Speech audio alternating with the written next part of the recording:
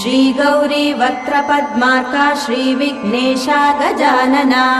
उत्तिष्ठ सुरसम्पूज्या त्रैलोक्यं पालनं कुरु श्रीगौरी वक्त्रपद्मार्का श्रीविघ्नेशा गजानना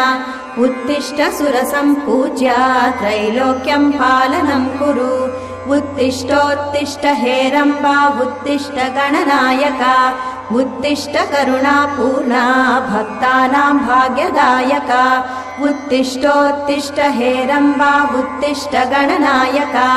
उत्तिष्ठ करुणापूर्णा भक्तानां भाग्यदायका श्रीयाकुवाहन शिवात्मज दिव्यगात्रा श्रीभिन्नदन्तधनुजान्तक सूक्ष्मनेत्रा सर्वार्ति दुःखशमना फणिराजसूत्रा देवा गणेश्वर विभो तव सुप्रभातम्।